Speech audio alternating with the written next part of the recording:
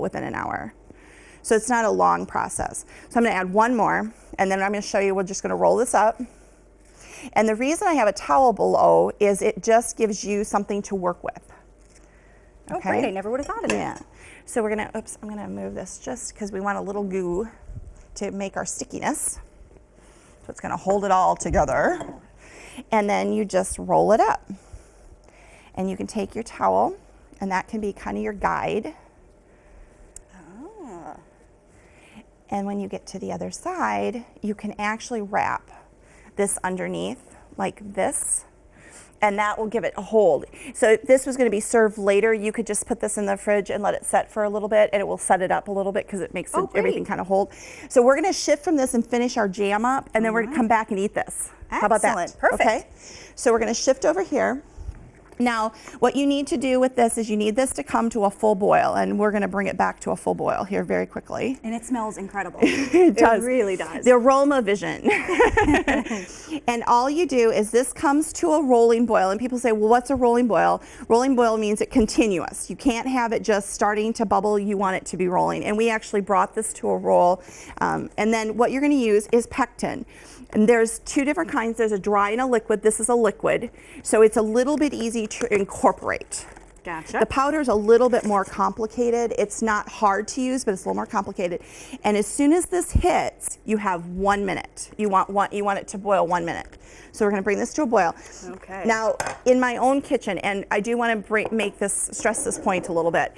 These would come right out of my dishwasher, or I would have just washed them. Now, these were washed last night, and they're cold because of the situation. But you want them to be hot.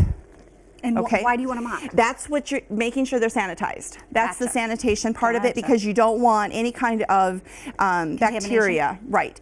And so you will bring this to a boil, which is coming. You would take your lid and you would put these in hot water and let them actually simmer on the stove in hot water. You'll put them back on and seal them. You'll set them onto, I always put them onto, I have a metal table and on a cloth. And then all of a sudden you're going to hear pop, pop, pop, pop as they start to cool. And that means they're sealed. Okay? So we're at a boil. So you take 1 packet of your pectin, of the pectin, and you add it, and see it's jelly. It's a very gel substance. Oh, sure. And this takes 1 minute once we get it stirred in here. Okay. Set that there. And you just stir this in. And then as it cools, it will become the jelly like you saw in the jar. Fabulous. And that's all that's to it. Okay? So 1 minute. So refresh everyone's memory. So Sure. it's 2 quarts of strawberries. 2 quarts of strawberries, 7 cups of sugar. I use a full lemon. Most recipes say like a tablespoon or whatever, but I generally use a whole lemon. I kind of like that the bitters of the lemon against the sweetness. I think it kind of takes it to a different level. And so, but you do want to really follow recipes. Like jellies are one that you don't play around with. You don't say, oh, I'm going to make this a little bit less sugar today. You will have a mess. Gotcha. Good advice. You want to make sure. So a minute is all you do. Again, you would make sure that your jars are hot.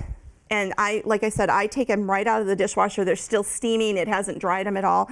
And then I fill them. You put your lids in hot water. Lid goes on. You seal the jar. I'm not going to pour them. I'm going to leave it in there for today.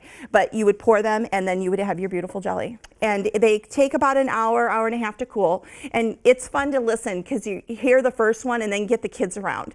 Because, okay, did you hear them all? And you'll see that there's a little, I don't know if you can see it on camera, but there is a little dent or a little uplift, and that will actually pop down. And that means it's a seal. But you do not want bacteria in here. And if you do, I've had people say, well, mine, when I opened it, they must have not had a good seal, or they didn't take care of one of the precautions and they had mold. You throw it away. Sure, sure. I got people, I just take the mold right off. And I'm like, no.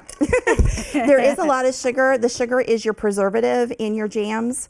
So there is a lot of sugar in here. So that's what's preserving it, okay? Excellent. So let's go back here. Okay. And let's serve this up.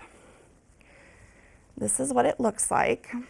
Oh, it's holding together. Oh, absolutely. And then you just take your knife. I had a white knife here. What did I do with it? I've shifted it somewhere, probably. There was a white knife. Did I move it? This will work. It's gone. It's gone. I did something with it. Okay, look at how beautiful that is. Oh, that's gorgeous. Food is all about your senses. It's about the presentation of things and how things look to you. A couple things that you can do. It's probably better if I come this way than that way. Let me move that. Sure. Don't go too far with our strawberries Okay. though. And then presentation's everything. And to get a good presentation, it's nice to do the plate. Ooh, powdered sugar. Powdered sugar or cocoa. Oh, that's a great idea. Yeah, and you use this to kind of give you the dusting look. It does look pretty like yeah, that. and then you can lay this, and then I would take and fan a strawberry, and all you do to fan is you cut in to your strawberry. Ah, not all the way to cut Right, a not all piece the off. way, Okay. right, and then you just fold. Oh, look how pretty. So, and then you can lay it, however you wish to lay it. Sure. And then you can always go back and dust a little bit on top.